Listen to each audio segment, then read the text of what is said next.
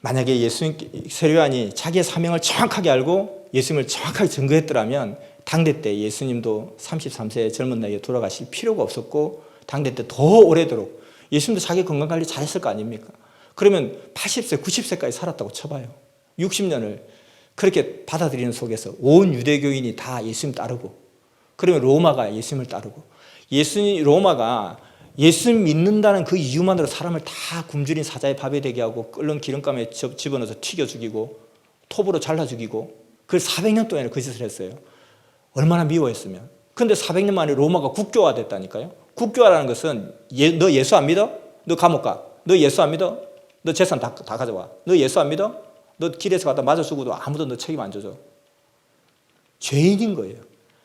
그러니까 가장 큰 죄인이 뭐냐면 예수 안 믿는 게 가장 큰 죄인인 게 국교화예요.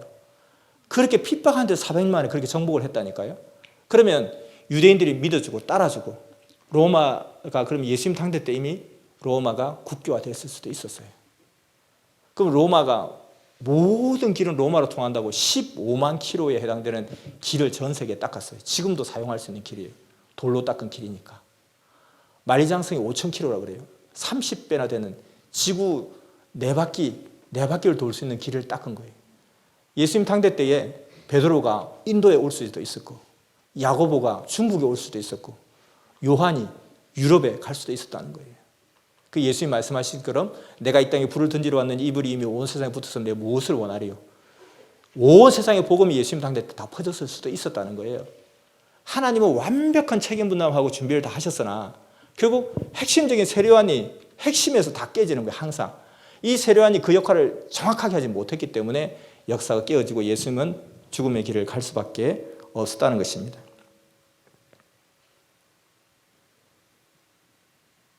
그래서 이런 한을 누가 알겠냐는 거죠. 만약에 이런 일이 벌어졌을 때 세례요한도 세례요한이지만 세례요한의 아버지는 뭐예요? 사가랴는 또 뭐예요? 사가랴는 어렸을 때부터 철저하게 세례요한을 교육시켰어야죠. 너는 엘리야다.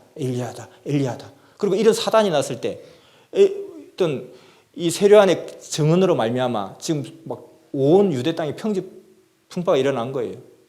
예수님 완전히 사기꾼으로 몰리고, 그랬을 때 나타나서 내가 제사장인데, 내가 대제사장인데 내가 증언을 하겠습니다. 30년 전에 이런 일이 있었습니다. 여러분 기억나시죠? 그때 제가 이야기했잖아요. 이가 엘리야가 맞습니다. 우리 아들 요한이 왜 그런 이야기 했는지 모르겠지만 내가 다시 이야기해 보겠습니다. 요한아, 너 왜 그랬니? 너 몰라? 너가 엘리야잖아. 왜 그래? 하면서 다시 사가랴가 그것을 했어야 돼요. 그 아버지는 뭐예요? 예수님 아버지는 또 뭐, 요셉은 뭐 했어요 도대체? 사가랴한테 찾아가서 형님, 사실 우리 아들이 그리고 그 요한 조카가 이런 일이 있었는데 이건 아니지 않습니까? 저도 동방박사들한테 찾아와서 저한테 이야기한 것도 있고요. 저도 음성을 들었다니까. 가브리엘 천사에서 음성도 들었잖아요. 이건 아니잖아요. 우리 다시 화목하고 다시 좀 정리 좀 합시다. 이래야 되는데 형제끼리도 안 통한 거예요. 그리고 제사장도 자기 역할도 못한 거예요. 그러니까 세례요한도 못하고 세례요한의 아빠도 못하고 예수님의 부모님도 못하고 모든 상황 속에서 결국 이게 다 깨지는 역사가 일어났더라는 것입니다. 아무것도 아닌 거 가지고 예수님이 죽었던 것이죠. 그러니까 이렇게 역사가 깨지니까 결국 예수님의 당신의 죽음의 길을 의논할 수밖에 없었고, 그 터전에서 그래 내가 죽음의 길을 가서라도 이들을 구원해야 되겠다라는 그 원치 않는 길을 택하실 수밖에 없었다는 것입니다. 그래서 예수님께서 겟세마네 동산에서 마지막 기도하시면서 마태복음 26장 24절에 보면 그 가룟 유다에게, 가룟 유다야 너가 왜 그랬니? 너가 왜 나를 팔아? 그러면 너 그럴 것 같으면 태어나지 않았으면 좋았을 뻔했지 않니? 그런 말씀을 하신 거예요. 왜냐하면 그래도 마지막 어떤 역전의 기회가 있을 수 있으니까, 내가 어차피 지금 죽을 상황이면 뭐 그럴 수 있다 치지만, 근데 마태복음 26장 39절에 마지막 돌아가시기 전날 겟세마네 동산에서 땀이 피가 되도록 기도하시면서 하신 말씀이, 하나님 할만하시거든 이 잔을 내게서 지나가게 하옵소서. 할만하시거든 이 잔을 내게서 지나가게 하옵소서. 그러나 할만하시거든 이 상황에서 좀 다른 국면으로 전환될 수는 없을까요? 내가 이렇게 죽어야 됩니까? 라고 이야기하신 거고, 마태복음 27장 46절에 마지막 돌아가시면서 엘리 엘리 라마 사박다니 하시니, 이는 히브리 말로 하나님이여 하나님이여 어찌하여 나를 버리셨나이까. 위대한 꿈을 가지고 하나님의 4,000년의 그 꿈을 가지고 그 유대인들 사랑하는 애인들이 4,000년 동안 몸부림치며 기다리고 있는 그 간절한 소망을 이루어주기 위해서 신랑으로 딱 왔는데 제대로 말씀 한번 전하지 못하고 온 세상 가운데 복음을 전해야 되는데 제대로 속 시원하게 말씀 전해본 적이 없고 도망다니며 피해 다니며 돌을 맞아가며 그러다 결국에는 사마리아까지 갔다가 거기서 복음 전하다가 와서 돌아가시면서 3년 겨우 말씀 전하고 돌아가시는데 마지막에 그 제자를 정리해 보니까 마가다락방에 예수님 부활 성천 때 기도했던 사람이 120명밖에 없었더라. 결국 120명 남은 거예요. 수십억 인구 온 세상 땅끝까지 복음을 전해야 되는데 120명 남겨놓은 거예요. 그렇게 내가 이렇게 3년 고작 말씀을 이렇게 죽어야 됩니까? 너무 한이 맺힌 거죠. 너무 한이 맺혀서 울며 기도하시면서 숨을 거두신 거죠. 그러면서도 그 비아냥하고 조롱하는 유대인들, 네가 하나님의 아들이면 임마 한번 뛰어내려봐 하고 침을 뱉고 조롱하는 그들의 가운데 하나님 저들의 죄를 용서해달라고, 저들이 몰라서 하는 짓이니까 용서해달라고 했던 예수님이니까 사랑의 예수님이고 사랑의 메시아죠. 나 같으면 그냥 하나님 나 메시아 안 해도 좋습니다. 계급장 뗍니다. 나 안 죽을 겁니다. 하나님 하고 나를 살리시든지 유대인을 살리시든지 결정하십시오 하고 내가 십자가를 확 뽑아가지고 그냥 두더지 그 때리는 거 있잖아요. 막. 그 앞에 조롱하는 놈부터 제일 먼저 막 입 벌린 놈부터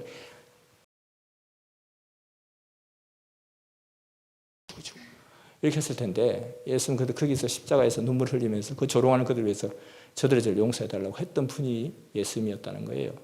그런데 그걸 이 시대에 예수님을 믿는 자들이 예수님은 죽으러 오셨다라고 이야기하니까 얼마나 속이 뒤집어지겠어요.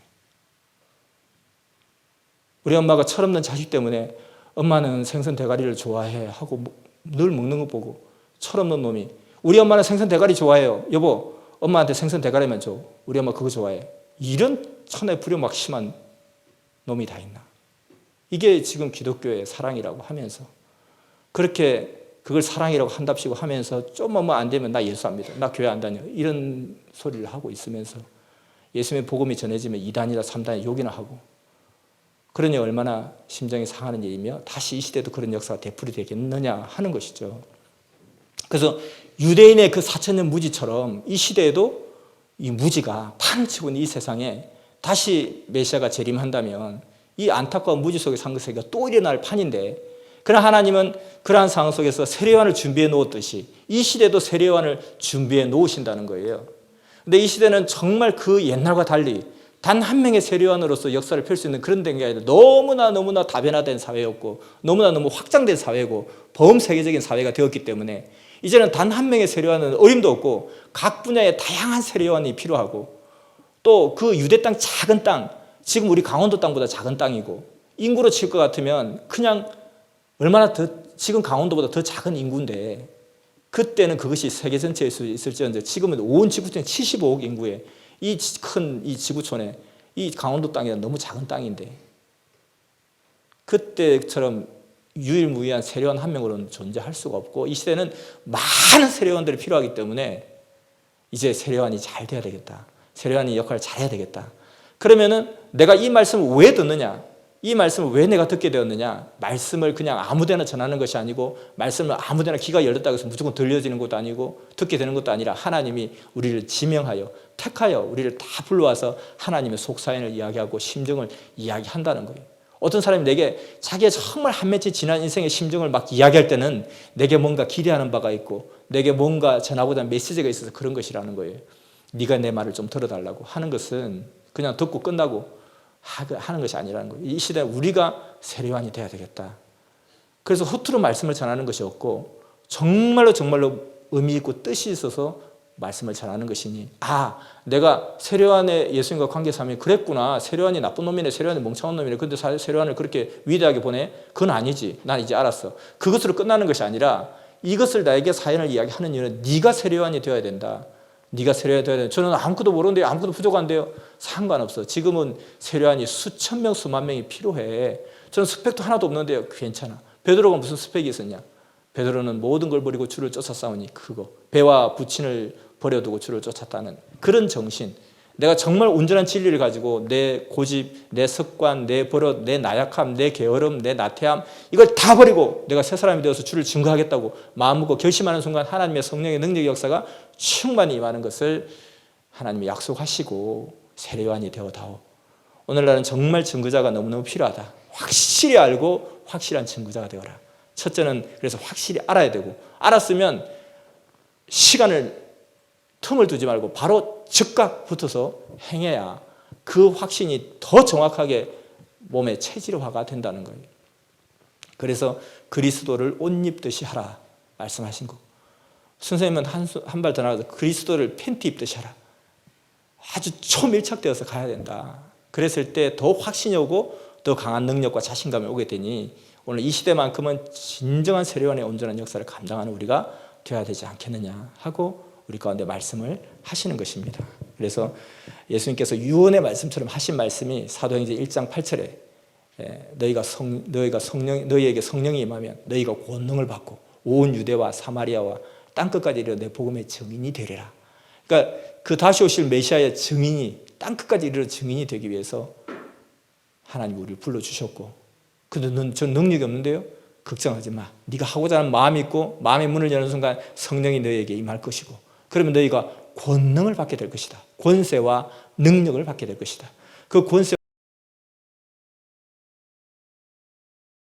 지구촌 땅끝도 땅끝이고 내가 할 수 있는 그 한계까지가 땅끝이고, 내가 정말 과연 여기까지 바뀔 수 있을까? 내가 여기까지 거듭날 수 있을까? 여기까지 내가 삶이 변화될 수 있을까? 그 땅끝까지 이르러 내가 충분히 그 역사를 감당할 수 있게끔 능력과 권세를 주리라 하고 약속을 하시는 것입니다. 그래서 오늘 우리가 이런 말씀을 통해서 정말 하나님의 그 역사 속에 그 한 맺힌 심정, 그 하나님의 한, 예수님의 그 한을 생각하면 하나님의 정서를 딱 한마디로 표현하면 한이라는 거예요. 하나님은 정말 영광의 하나님, 높은 보좌에서 땡땡거리면서 호령하시는 하나님, 뭐 마음껏 만물을 주관하시는 하나님 얼마나 좋으실까? 그게 아니라 하나님의 정서를 다 열어보면 하나님은 한과 눈물과 한으로 점철되어 있더라는 거예요.